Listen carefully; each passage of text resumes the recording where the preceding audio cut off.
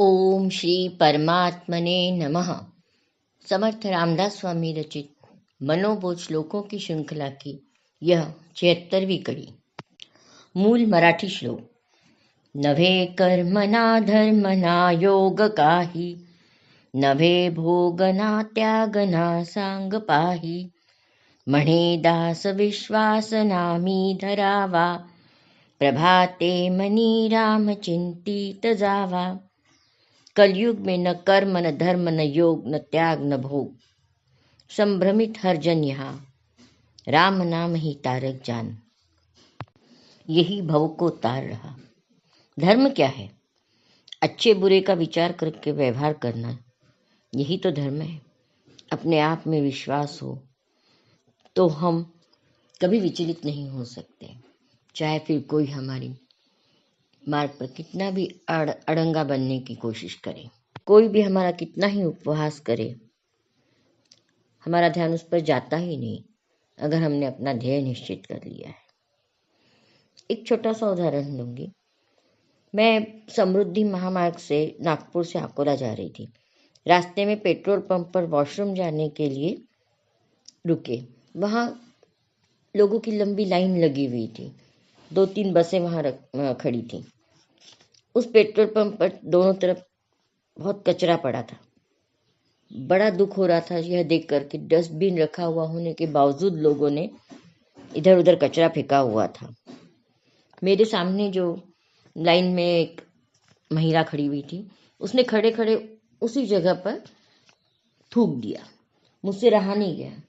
मैंने कहा कम से कम जहाँ मिट्टी है वहाँ फर्श थी, फर्श पे ही जहाँ खड़े हैं लाइन लगा के वॉशरूम के पास, वहीं थूक दिया उसने। मैंने कहा जहाँ कम से कम पेड़ है, कहीं मिट्टी है, वहां तो भी जाके थूकना था आपने। तो भड़क गई, बोली यहाँ इतना कचरा पड़ा हुआ है, मैंने थूक दिया तो क्या हुआ? आपको वो नहीं दिखता?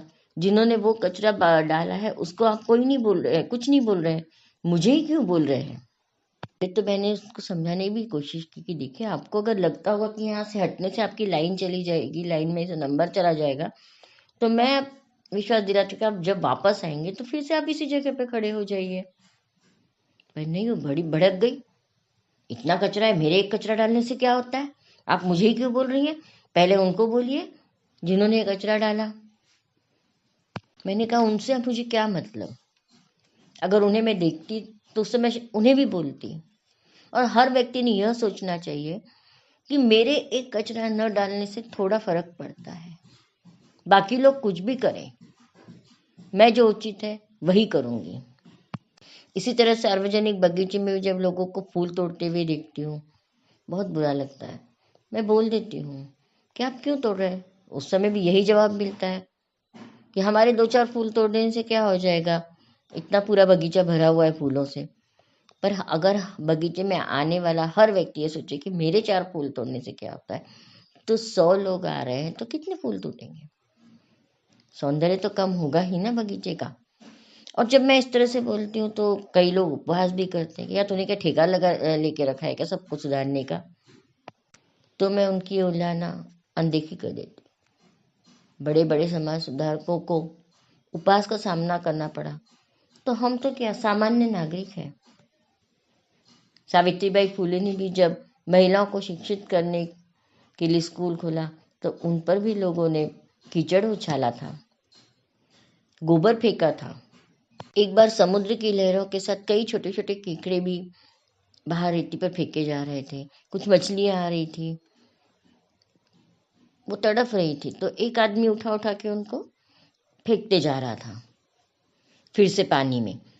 तो दूसरे ने कहा भाई क्यों इतनी तकलीफ कर रहे हो, क्या फर्क पड़ जाएगा, कुछ मछलियां केकड़े मर भी गए तो उस आदमी ने कहा किसी को पड़े ना पड़े, पर जिन मछलियों को, जिन केकड़ों को मैं पानी में फिर से फेंक रहा हूँ, उनको तो फर्क पड़ेगा ही ना।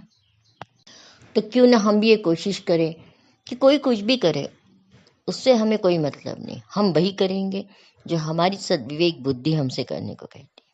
फर्क तो पड़ेगा ही। अलग से कोई स्वच्छ भारत अभियान चलाने की जरूरत नहीं पड़ेगी। जय जय रघुवीर समर्थ।